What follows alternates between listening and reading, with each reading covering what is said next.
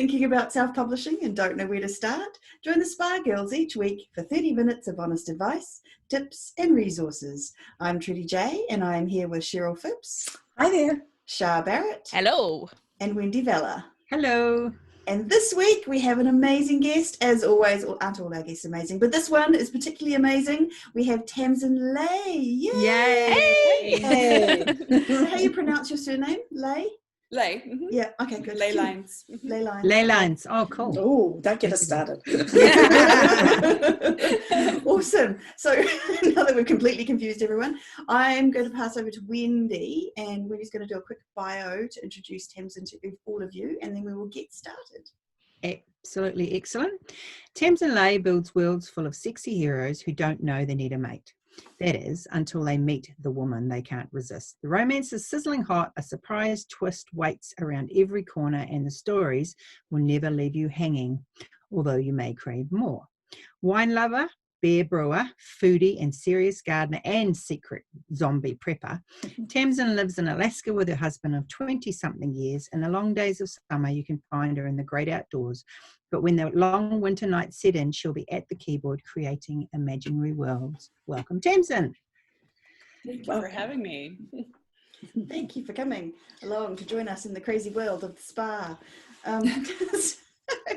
So can we just talk a little bit about your journey into publishing, and particularly self-publishing? If you just come and talk about your writing journey to start us off.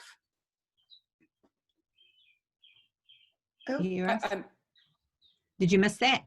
I did. My earbud fell out. Okay. I'll start again then. Tell us about your journey. Tell us about your writing journey. Tell us how you got into self-publishing and writing. Oh, thanks. Yeah. Well, I've enjoyed writing ever since I can remember. But and I started out, I think, as many authors do, trying to go the traditional route. So you write the manuscript, and these were the old days. I had to mail it in, the thick packets and whatever. and so my first indie published book was actually under my other pen name, Tam Lindsay, and that was a apocalyptic sci-fi romance. But it was agents were requesting fulls, were reading it, were loving it, and were saying that it was too much science for romance readers and too much kissing, basically, for sci-fi readers. And so they said, we love it, but we don't know where we would shelve it. So it was rejected. It was just rejected. And they said, well, if you do publish it and you get any traction, let us know. I'm like, well, by the time I get traction, why would I need you? Yeah, exactly. So, I went ahead and I delved into figuring out how to publish it myself. Luckily, I'm an avid learner, and I started devouring books about story structure and going to writers' conferences, and I figured out how to publish it myself. I hired an editor. I put together a cover. I did it myself, which I don't recommend now because I look back. I still do my own covers. Like, all my covers are my own, but looking back at my original very terrible covers, that's not the way to go. Spend the money, right? Yeah. And so I put it up on every platform that I could possibly do at the time. This was back in 2012. And I didn't know anything about marketing was the problem. I was still in the mindset of, like, you publish it and then readers find it and you make money. Yay. I didn't realize, I just didn't know. I didn't publish the next book in the series for a year, more than a year. I think it was a year and a half. And then the third book I didn't publish for another year. I had a newsletter because I knew you were supposed to have a newsletter, but I didn't nurture those readers. I didn't know how to. I'm like, I should only email them when I have a new release. Well, hello, a year and a half later, they don't remember who I am. So I didn't know anything about publishing. I even got a BookBub deal on that first book. Wow. Which, yay, you're so excited. Yeah. I was like, I knew that was a big deal. I got a BookBub. It did great. And then it quickly petered out because I did not know what I was doing with it. I didn't even know about, like, putting back matter in and leading readers to the next book. It just didn't know anything about it. Yeah. I tried a couple of Amazon ads. I lost a bunch of money. And then by the time my husband made me sit down and pencil out my numbers, I realized I hadn't even made back my editing fees yet, let alone the cost of the BookBub or all that stuff. And I was pretty heartbroken. Pretty heartbroken, right? Yeah. So I was working a dead-end job. I was really unhappy. It was a day job. But like I said, I'm an avid learner. So I continued reading. I kind of started studying the market a bit. And I read a book by S.K. Quinn called For Love or Money. And it was an epiphany.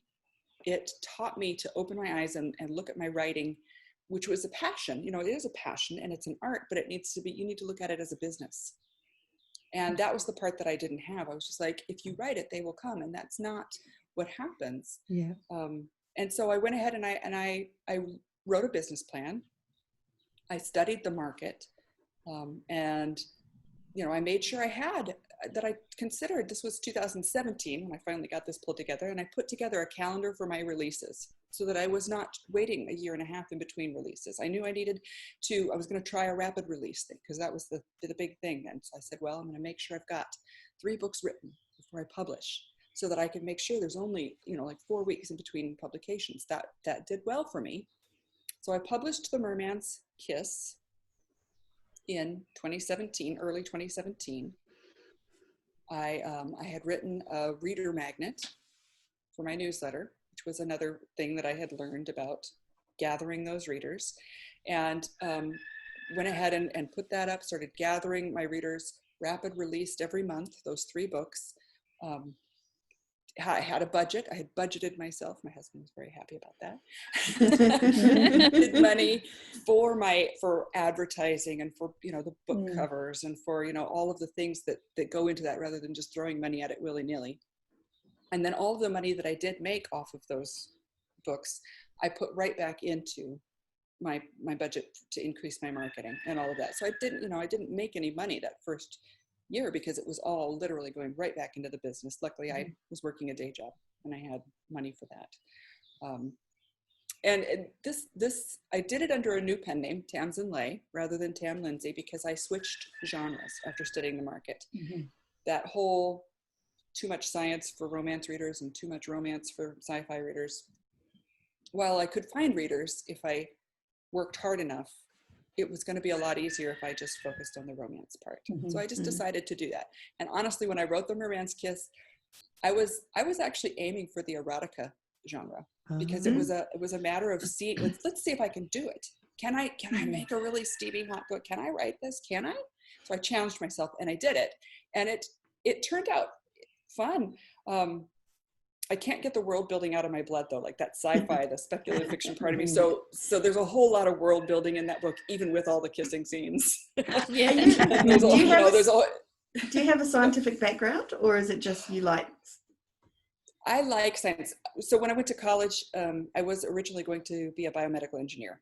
That was my plan. And, I won scholarships and I went to Lawrence Berkeley Laboratory and I did all this. And I kind of realized that, this was late 80s, early 90s. A lot of those people that went into that field were like sleeping in their labs and they didn't have a life. They were so concentrated on that. And I'm a very well-rounded person. I like being a well-rounded person. And I just realized at that point that was not for me. I wanted to be able to do other things. And so I just transformed my love of science into, now I still read like scientific papers for fun. But it's just for research, right? It's just for research. Oh, I better study jellyfish because I'm writing about mermen. It's fun. So go. Oh, Right. that's awesome. Yeah. So that's my scientific background. Is I was on track for biomedical engineering, and then partway through my university years, I went, you know what? I'm going to major in English. So I got a Bachelor of Science in English, but whatever. It all works. That's hilarious. And so what did you do once the 3 mermaid or merman books were out? How did that work? Yeah, so that went pretty well. And I'm not a terribly social person. I'm terrible at social media, but I did have, it was actually Amanda Milo. She reached out to me on Facebook and said, hey, I've got this group of writers that are, writing these fun romances. Would you like to join us? And I said, well, okay. So I joined in, and I'm wonderful, amazing, fabulous ladies. I found my tribe, right? That's so and cool. It's so important to find your tribe. And so we've all kind of learned from each other, and we, publish together, and we we pimp each other's books, which is wonderful too, the newsletter swapping and helping post on social media. And so that was what I did. And the books the key to it is to really keep writing. I'm not a fast writer. I don't write a book a month and just release it like some writers are able to do. I'm very envious of them. Yeah, exactly. I'm lucky if I can put out 3 or maybe 4 short novels a year, because I write short. I write like 40 or 50,000 word novels, which I do get complaints about, but I really make all of my words count in them. So I don't just write big and fluffy and then go, that's good. All of my stuff's super condensed. So you're still getting a lot of really rich world building in it, but it's on a shorter book. And that speaks to having the well-rounded life, doesn't it? If you were trying to get a book out a month, you would have no life, really. Correct. Yeah. You may as well have gone and been a bioengineer. Exactly. Is that the right terminology? Bioengineer? Yeah. Yeah. Awesome. Yeah. And so, so it was a matter of finding the tribe. So just, just keep writing and keep publishing and keep trying new things. That's kind of what I did. And it just keeps, as your backlist grows, then your career grows. So How many books have you got out now, Tamsin? Top of my head, I want to say 18 if I count my other pen name. Yeah. Wow, cool. Yeah. And so, you can just make sure in the back of each book you lead readers to the next book that you would like them to read. Yeah. And that's the key. And so was kind of the stories that you're telling, was that just a natural progression from the love of science, do you think? Like how did you pick where you were gonna, the genre that you were gonna be in? So yeah, it was partially my love of science and just of reading in general. My preferred reading is science fiction and fantasy. I just love that. And so the Merman's Kiss was how you just get an idea. I'm like, how about merman? So I wrote a merman, and it was really fun. And the only thing I do regret was that I didn't. Those first 3 books I released, yes, they're in a series, the Mates for Monsters series, and I thought that they're all standalones, and what ties them together is the fact that they're all like mythology romances, right? Contemporary mythology. So it's these mythological heroes that are set in contemporary times. But that's not really a series. It's a bunch of standalones that kind of have a common theme. And so leading readers who really love mermen to read the next book, which was a centaur, a centaur shapeshifter, wasn't as natural as it could have been. So it was a lesson learned, series, right? Or was that the second book in the series or the next book after the first 3? Nope, that was the second book in the series. Oh, okay, is the centaur. Yeah. Okay. Yeah. The second one I wrote. I have since, I think I've renumbered them now. That's a cool thing about indie publishing too, is you can change things, right? Yeah, yeah. So I've renumbered them. So I think that one is now book 4. Okay. Yeah. because I do have 2 other the Merman's Quest is book 2, and A Mermaid's Heart is book 3 now. Yeah. And those are, they're all family members and they lead one to another. Yeah, more. That makes, I was thinking, because I was looking up on your Amazon page and thinking, I didn't remember that centaur being the second one, but yay for self-publishing where you can change things when you discover it doesn't work. Yeah. Okay. Yeah, I even wrote a new epilogue for the second book, A Merman's Quest, to help kind of lead into book 3 a little bit more. Like traditional publishing, you couldn't do that. You couldn't just add on another 5,000 words, right? Say, hey, I need a better ending for this and fix it. So yeah. And has that helped, the changing, the adding on that epilogue? Oh, yes. Because I took Sky Warren's Facebook ads class last summer, and that was when I first made the Merman's Kiss perma-free. So I learned a lot, doing that, and kind of took a look at renumbering that series. That's when I did that. So it was all the mermaid and merman books together up front. And I realized she had talked about read through, and I realized at that point that they weren't leading to each other very naturally. So that's when I went ahead and I wrote a new, better ending that kind of leads. It still doesn't tie as well as it could if I had actually planned it as a series, but it's a little bit better. Yeah. That's awesome. Nice. That's an awesome lesson of adaptability and just kind of continuing to tweak, if you like, the product, which is fantastic. Yeah. Well, she made me realize, yes, I'd had thousands and thousands and thousands of downloads, right? So I'm thinking, oh, everybody's already read this book. I can't change it now but that's not true. There are millions and millions of readers out there. Yeah. And, you know, so when I do something like that, I just send out my newsletter. I say, hey, I made this change. Do you want to see what it is? And then I'll either put it directly in the newsletter if it's short, or if it's a longer bit, I'll just put it up on BookFunnel and I'll say, here's a link. You guys can go read this new prologue because you've already read the book. Go read the new prologue. So it's no big deal. It's really no big deal. Yeah. Isn't that funny? We get tied up into what we think is, you know, it has to be set in a certain way, and actually it doesn't. Yeah, that's awesome. And that whole thing, you know, you think everyone's read it. It's so true. I'm the same. Yeah. I'm like, I've had a book out for 5 years or whatever, and I'm like, oh, well, I can't do anything with that book, you know, because everyone's read it. There are so many people out there. And people growing up and people deciding they like the genre now, and people, you know, like it's always, you've always got new readers that can be looking at your book. Yeah, that's a really good point. Yeah. Can we go back to perma-free? So you talked about how after doing Sky's course, you changed the first book to perma-free. So what's the reasoning behind that, and how did that go for you? Yeah, well, so prior to that, the Romance Kiss had been selling really well. So it was a very nervous move for me. Because to be frank, I did lose money at first. And some of it was because I had not optimized the back matter, I hadn't optimized the read through. So that was part of that learning process. But the theory is that on a series, you put out a perma-free because readers don't know who you are, and they're willing to go ahead and take a chance on something if it was free. It can be a little tricky because you've got people that just download free and then never read it, and it sits on their Kindle. Yeah. Which that's, you know, but you take that chance. I from Sky's course, I work with my numbers and make sure that any advertising and stuff that I'm doing to it is, you know, turning me a profit. It's not a huge profit. It would be better if I had a bigger series. Or if, like, book 2 is even shorter than the other ones. Book 2, A Merman's Quest, was actually what I originally used as a reader magnet. It was short. It was like 15,000 words when I used it as a reader magnet. Okay. And I went ahead and published it, added on that new epilogue of 5,000 words or so. So it's shorter than the other books. So I do sell it at 99 cents, which you make no money at 99 cents. 30 cents. I can throw that away. That's nothing. However, it is kind of good because people have gotten the free one, and then they're like, oh, well, the next one's only 99 cents. You betcha. So they'll throw 99 cents at it. By then they're like in it. So they get the third one very easily, right? So I think I've got like it's a 70% read through to the next one, considering that it's not a series that actually has an overarching storyline.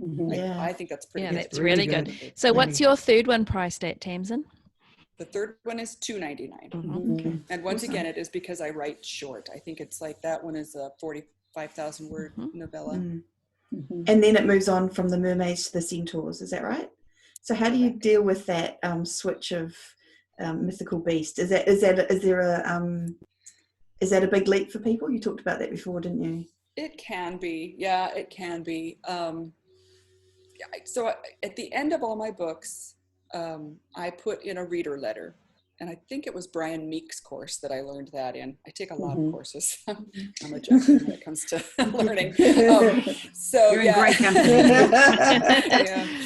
I think I was in the same Sky Warren course as you, and I've also done. So anyway, so I make sure I put a short 1-paragraph reader letter at the end of every one, and I just say, you know, that's it for the Mer lovers. Are you interested in another mythological hero? Try my centaur. And so, you know, I'm not sure exactly what the read through is at that. I haven't looked at that in a long time, because it is a pretty big jump.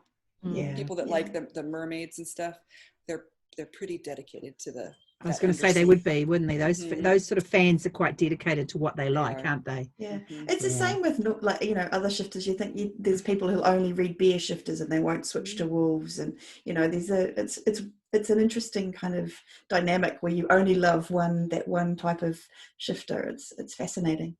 So is that your best-selling series? Because I noticed you've also got your SciFi Romance, and I'm curious to know how well those ones do in comparison. Are they? So those did really well for me when I was releasing them, in 2019, I let myself get waylaid by doing collaborations. So I did not write anymore in either one of my series, my sci-fi or my romance series.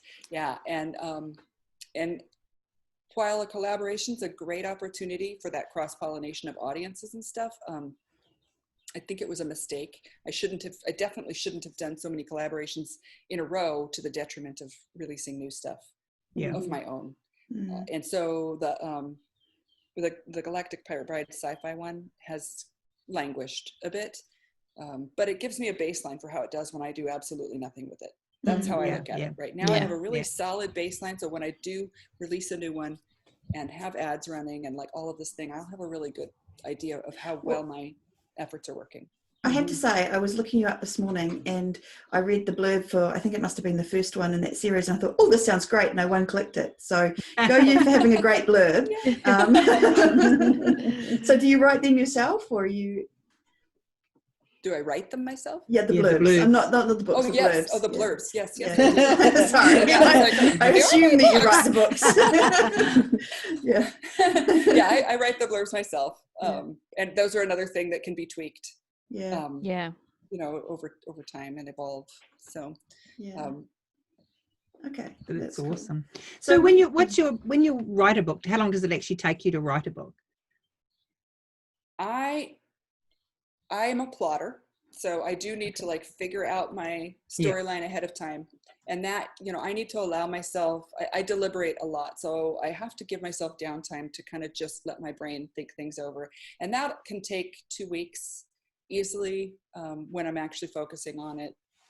Once I have the plot down, then writing time, it takes me, I like to give myself at least 60 days.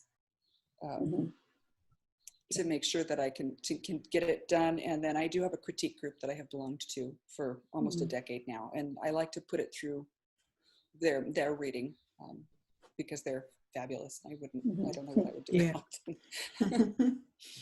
That's awesome. So your plotting process is just in your head, or do you actually get it down on paper as well? I do put it down on paper. I have a beat sheet of my own that I've developed after reading many other types of story structure, and I have one that works for me. So, and what's your editing process? So I actually edit as I go, which I know they tell you don't do. They tell you just sit down and write it, but that doesn't work for me. I like to go back and I reread like what I wrote yesterday. I'll read it today. I make changes. I tweak it. I will put like 2 chapters a week through my critique group. They give me the feedback on it, and I have to go and make those changes before I can really move on, because I work very linearly. And unfortunately, oftentimes that well laid out plot that I started out with, 85% of the time changes. So I end up kind of pantsing through a part of the middle of it, then sitting down, rethinking it, replotting it, figuring out exactly how it's going to work, and coming up with really awesome ending that I hadn't thought of until I had written that far. It has a twist or has a whatever, and then I'm happy with it. But by the time I do reach where I've written the end, it goes through that last chapter goes through my critique group, and then I'm done. It's ready for the editor. Wow, okay. That's awesome.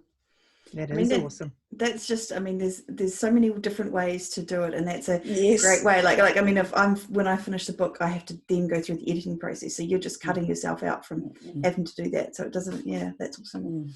Just whatever works, right? Exactly. Yeah, it is whatever works. Yeah. And you guys are finished with those questions, aren't you? Because I want to go back to read through. I want to go back to the marketing questions.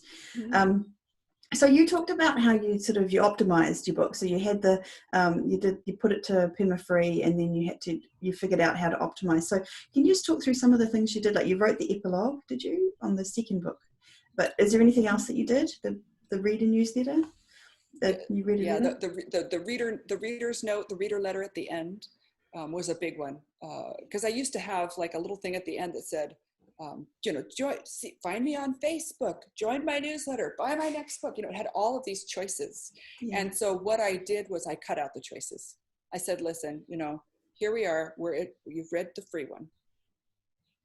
I do have a free deleted scene that I offer from the free one, but I don't tell them about it until after so the very first thing I put is, do you want to find out what happened to the hero's brother, to Xantu's brother? Click here, click the cover. And so that's what people tend to do. And then on the next page, if they do go that far and turn the next page, then they get the whole, hey, join my newsletter and you'll get a free deleted scene. Yeah. But at this point, I've got like 9,000 people on my mailing list. I know I could build it way bigger, but at this point, I would rather that they just went ahead and read the next book. They will find me and a way to get to my newsletter once they've decided to become a real fan by reading not just my books. Yeah. Okay. Awesome. Yeah. And is there another? There's the Galactic Pirates and the Merman series. Are they your two main series? Is there another one that I haven't? Those are my two main series. I did a collaboration with some other sci-fi authors for Cargals of Duras, but I only have one book in that, Sticks and Stones. And then I have another collaboration that I'm doing with two of my Alaskan author friends called Alaska Alphas. And there are 7 books in that series right now. So that was my latest release, which was a seal shifter. Oh, cool. Awesome. So another problem that I have is that you said people only read werewolves or they only read bears. And I like variety. I like different ones. I like to break out of the mold. I'm like, oh, wolf. No, let's do a seal. It's a hard sell. It's like, I don't have a built-in audience. What do you do? But I have to balance passion for my writing along with absolutely the market. So I hear that a lot from writers. Actually, they just can't keep going in that same direction. They need to diversify and move. Me being one of them, but I know exactly what you mean. I'm always Wendy had Shah bullying her for a long time, or she would have written a lot of different bullying. It's finding that balance. It is. Get at least a few. Put at least a few. That's what she said to me. Easy reads. It wasn't bullying. I apologize, Shah. Wise words. So talk to us about your marketing. What is your main marketing? Is it Facebook or advertising? I'm terrible at Facebook. I run ads. That seems to work best for me. I did start a Facebook group last year after taking Sky's course, and everybody's like, oh, you just have to have a group. I am not good at nurturing Facebook followers. I'm just not. I nurture my newsletter people. I love my newsletter people. I get the fans email me back when I send a newsletter. They email me back all the time, and I have one-on-one conversations. I love that, but for some reason I can't do Facebook group very well. So I have one. I try to post now and again, but it feels I don't know. I don't like talking just for the sake of talking, and that's what the social media feels like to me. So I'm okay with the way that it is. They can find me there. It is a place I can post. It's fine. I focus on my newsletter. My newsletter is a big one. They're my biggest fans. I have a great ARC team, 120 some people that I use that help me get the word out and leave me reviews and all of that. But primarily I run ads. I run Facebook ads, Amazon ads, and BookBub ads. The main one right now running is Facebook for the perma-free one, because it's it's easy to give away something free, and clicks on that. And I think I've got some Amazon ads running it. It's like $3 a day. I end up spending on those or something, not a lot. Yeah. Okay. And so do you do Facebook ads for newsletter signups, or you just leave the newsletter signups to? Yeah. So how do you get people onto your newsletter? What's your main? So I have a Facebook page from which I run my ads. There are links to like my Facebook page and everything in the people continue on through to the end of my book. There's find me on my website and on my all of that. So I think that people just tend to find me there. I do have, like I said, there's at the end of several of my books, I offer bonus materials. So like I said, I do direct them to buy the next book. That's the main call to action. But when you turn the page, you'll get, so at the end of the Merman's Quest, at the end of the Merman's Kiss, I offer a free deleted scene. At the end of A Mermaid's Heart, there's a bonus epilogue where you get to find out what happened to her pet mantis shrimp. you know, of course, who got a mate of his own, right? So it's a whole other chapter. He got a cute little mate of his own, right? You know, so like I'm like, fine, get this bonus, sign up for my newsletter, get this bonus epilogue.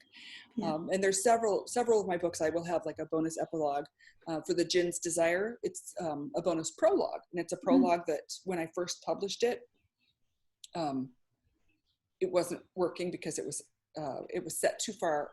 The feeling of it was a historical, and it's a contemporary book, but it was like, because he's so old, it was set way back. So I pulled it out and I said, listen, if you want to read the bonus prologue, find out where he came from, you can get it, you know, read it here. So that's how I get a lot of my newsletter signups, is people are interested in more of the world that they've already been reading. And at the end, I offer them a tiny taste of that, and then they sign up for my newsletter. Awesome. That's great.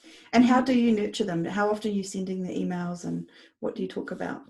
Well, so the main thing is to make sure that you set up an automation sequence, so that once they get in, so you've delivered whatever it is that you said you were going to give them. You need to follow up within a couple of days and say, hey, did you get it? And, you know, I actually get a surprising number of responses to that say, yeah, I did, thanks. I'm like, oh, great. You know, so then I can just open up that dialogue and respond back. I'm super glad you did. And then, you know, I send one after that, like a week, that says, what do you like to do? And I introduce myself. And that's where they get the little personal me in my garden, doing my, you know, the things that I love to do. And I try to nurture them right from the get-go, so that they're getting a newsletter from me like once a week at least, for a month, 6 weeks, continuing to keep up on that. After they've gone through that sequence, they go into my main list. And for my main list, I average probably 10 days between newsletters, which is a weird number. But once a week is a little bit too often for me. And every 2 weeks is a little far between sometimes. So, you know, it's like 3 newsletters a month is what I shoot for. Okay. How do you keep track of that? Do you just put it on the date that you're going to do it, or I just have a little calendar reminder that says, you know, hey, you should be sending a newsletter right about now. And sometimes, so I shoot for once a week, but oftentimes it'll get pushed off 3 or 4 days. And at that point I know, oh, well, I'll just skip the next reminder, and then I'll hit the one after that. Unless I've got a release happening, and then it's like, I might email you once every 5 days, you know, a couple times. Oh, really? Yeah. There. So what do you talk about when you haven't got a release in your newsletter, Tamsin? So there's lots of things to talk about. Either, you know, what I'm working on, so I'll give them a little teaser, or something in my life, like what I'm doing, and I usually try to turn that and tie it into one of my books, and just say, you know, just reminded me of this and this. And to remind them, hey, if you haven't read through my backlist, here's one you might have missed, kind of thing. And then every week, unless I have every newsletter, unless it's a new release newsletter for myself, I include other authors, like if they've got a sale or a new release for themselves. And so they do the same for me when I have a release. So lots of newsletter swapping. Yeah, well, that's cool. Awesome. Wow. Is there a particular thing that they respond to really well? Like, have you noticed that you get a massive, either an uptick in sales or replying to your emails if you do particular things? Like showing. Contests are always good, of course. They like to win paperbacks. So I'll get tons and tons on that. So any type of contest, you get lots and lots. And I make them respond to me. Like, they have to actually manually send me an email that says something, you know, answers a question. Do you reply to those? I do. I do. Yeah, that's awesome. Which can be very time consuming. Yeah. Like, I've tried to do that. Emails back, you know, but I have, but you know, don't tell my readers, but you know, there's a canned response that I'll write. It's like when you know that 80% of them are going to respond in a way that you can just use this standard thing, and it's a copy paste, and it's super easy to just respond to them that way. Yeah, well, that's awesome. That's really good. It's a personal touch, and it's a nurturing, and that's the way that I like to do my audience. Yeah. Everybody does it differently. That's exactly. Well, I think the key there is that you found what works for you, both creatively and kind of, that's obviously what you're good at. So it makes sense to do more of what you're good at. Maybe Facebook groups are for another author that, you know, and I think it's not just the author, or it's not just you, but it's also the readers of that particular of your books. Mm-hmm. Some of them are more Facebook friendly, if you like, than others. I've noticed that as I work with different authors, different subgenres have it's a different type of readership. And so it's not even about necessarily the author not being great at a Facebook group or not feeling it. It's a two-way street. So you've got to have people on the other side of the fence that are kind of happy to put their hand across and shake it as well. Sure. That's a good point. So if we're talking about your newsletter again, where do you have it? Like, who's the provider for your newsletter? And I use MailerLite. I think a lot of authors are using it these days because it's kind of after MailChimp changed all of their terms, it became untenable to use that one anymore. So yeah, I use MailerLite. It works very well for me. Yeah. Okay. Awesome. Good to know. And so do you have any other ways of interacting with your readers, or is your newsletter the main way that you do that? My newsletter is pretty much the main way of doing that. Yeah. I do. So like I said, I found my tribe on Facebook. So I do belong to a group of other authors. And, so Facebook parties are kind of a big thing too. But I haven't hosted one of my own because I don't really have that big of a group, and it's just not a natural thing for me, right? But I do go on and to support other authors' releases and stuff. I will go attend a Facebook party with them. And do the giveaways and the games and stuff like that. So I know I find other readers that way as well. Yeah, okay. That's awesome. Cool. Yeah. If you could think of one thing to tell yourself when you very first started, what would it be? Like what like something you've learned that's a real must do for a newbie starting out. Write in a series. I knew you were going to say that. So we all tell each other. Just standalones with a common theme is really not a series. I hadn't thought that one through. That's my biggest thing, and to make sure that you include that note at the end that leads directly to the next book or to what you want the reader to do. Make it super easy for them, because when you give a reader multiple choices, oftentimes they end up choosing none of them. So just give them the one choice. Are all your books a similar heat level, or are they sort of move around? No, they're pretty similar. The Merman's Kiss, like I said, I was kind of shooting for erotica with that one. It's really pretty heavy on the steaminess of it. I think that there's like 6 sex scenes in that tiny short book, which is like, wow, yeah. They're just like, every time you turn around, they're doing it. Which will appeal to a lot of people, right? And so my other books they don't have that much in it, but they're still, when we do get to the sexy times, it's still that hot. The Galactic Pirate Brides, so book 1 is much less so, but simply because I put a roadblock between them so they couldn't, because it would literally kill her if they were to become intimate. Okay. And so they have to solve. So there's the whole, they come in kissing and like, oh, we can't. And, Yes, that's good. It's cool. That's good. Oh, I am so looking forward to reading that book. They can't actually do the deed until they have come up with a solution for that to happen. It's cool. Okay. I kicked myself at that time. I'm like, what am I supposed to?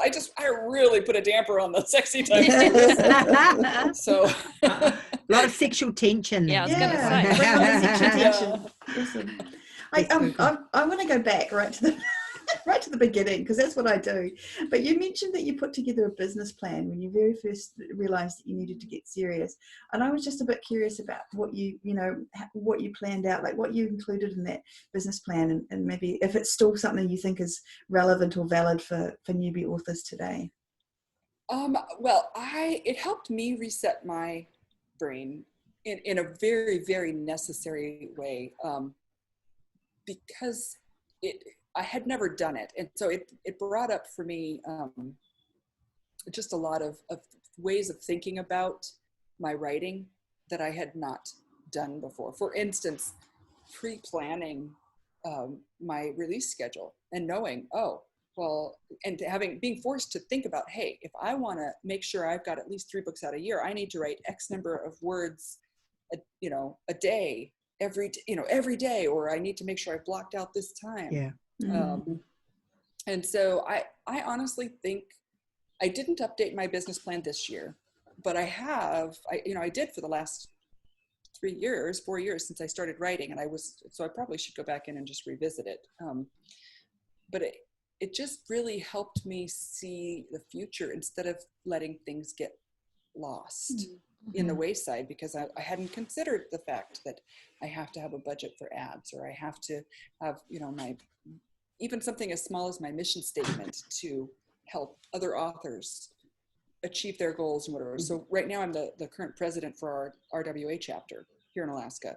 And so that was just part of my mission statement. Like, how can I do this to help other authors nurture their dreams as well? And just putting that down so that I knew that I could feel like I was ticking those boxes and achieving those goals. Yeah. Is a really good place to be, I think.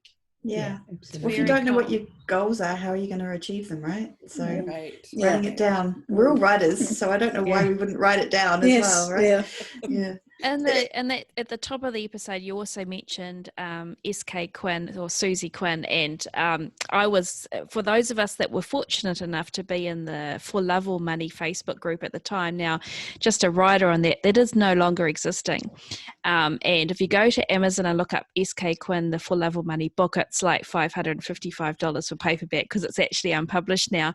But Susan does have a new Facebook group and a new newsletter for authors. So we're going to put those links in the show notes, because she's somebody that I've always admired in the industry. And, I think there's a lot of people that would have been at around the same time as you read that, Tamsin, that were similarly kind of but that was similarly inspired to look at it from a business point of view, their writing, and just kind of, and what she was one of the first people to talk about the fact that you can do it for money and for love. Like it was kind of the meeting of the two worlds, not one or the other. So I admire her tremendously. Yeah, I owe her my career. I really do.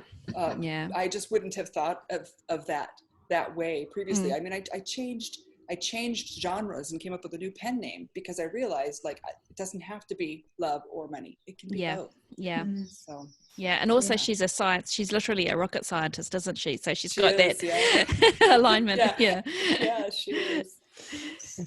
She probably goes and reads scientific papers too, I reckon. Oh yeah. Probably. I'm sure she does. I'm bound to be. Yeah. All right. So do you have any final piece of advice or anything that you'd like to say to readers about their career? How to writers? Sorry. Writers. Yeah. Gosh. Well, I mean, we've covered a lot that I think fits in really well. I might suggest don't worry about advertising until you've got at least 3 books in a series out. That's probably a big thing. I've got some author friends who are just starting. And it's so hard when you're excited and you've got to do I should throw Facebook ads out, and I should do this, and I should apply for a book club, and I should do this, and I should do that. And you feel like you're pricking their bubble. You only get to debut on book club once, right? Like they'll take you multiple times, but you're just to debut once. Yeah. So to me, I would wait till I had 3 books in a series at least, before even applying for a book club, to make sure that you've really maximized that very expensive deal. Make sure your read through is going to happen. Yeah. Have you had any book clubs since that first one, or are they? Oh yeah. Yeah. Well, because I did also toy with the whole wide versus KU thing. I'm currently wide. Yeah. Okay. You are wide. Okay. I am, even though many readers in my genre are KU readers, and I do get a little bit of complaint about that. But I just don't personally. I don't like to put all my eggs in one basket. I did have had a few little minor problems with Amazon that led me to believe, you know what, I really should not put all my eggs in one basket. I see how this could go very, very wrong. And so, that wide versus KU thing is, you need to make that decision yourself. But my readers a lot of them are in KU, but they won't follow me to wide and buy the books. Are they, have you always been wide, or did you... So when I first published as Tam... Is she gone? We lost her, or she just Tamsin Ley. Yeah. I went KU because that was where it was. Then I had a little bit of a upset with a couple of things where the book, they didn't match the BookBub. I actually lost a BookBub deal that didn't run for Amazon because Amazon did not price match in time. Oh no. So yes, and so that really, because to go back to your original question, Trudy, was have I had more BookBubs? Yeah, I've had several BookBubs on multiple books since then. Yeah. But not until I went wide. Okay. Because they didn't want me in KU. Yeah. And then I did have, the one time that I did get it and Amazon didn't match me. Like, I just lost all this money. Yeah. Made me realize, you know what? Yeah, I need to make sure I'm right on this. Yeah. Yeah. No, it's a hard decision, but it is it is a big decision to make. Yeah. Very, very big decision to make. So, but I have author friends that are making bank on KU. So I'm like, hey, as long as you're on that wave and you're riding it and you're okay with it, just make sure you've got a cushion in case something goes wrong. Yes. Keep riding it. It's fine. But Exactly. Okay. Any other questions from the other SPA girls? I think we've covered a lot. No. Yes, we have. I feel like my brain is full to bursting. So thank you, Tamsin, for joining us all the way from Alaska. With your beautiful sci-fi scene in the background. For anyone who's listening on audio, you should go look at the YouTube video. It's very cool. So where can you be found, Tamsin, if someone wants to look you up and find you on the interwebs? Yeah, you can find me. Well, you can find me on my website, which is www.tamsinley.com, which is easy. And then you can also track me down on Facebook. But like I said, that's not my favorite place to be. The easiest places to go through, to find my website and then sign up. You can sign up for my newsletter, and then, like I said, I am so delighted to have one-on-ones and email fans. So cool. Okay, very good. Very cool. And where can we be found? So you can find our show notes for today's episode and all other 250 something other episodes at spargirlspodcast.com. Awesome. So thank you all for listening to us again another time with the Spa Girls, and thank you, Tamsin, for joining us. Thank you, Tamsin. And we will be here again next week. See you. Bye. Bye. Keep well. Bye.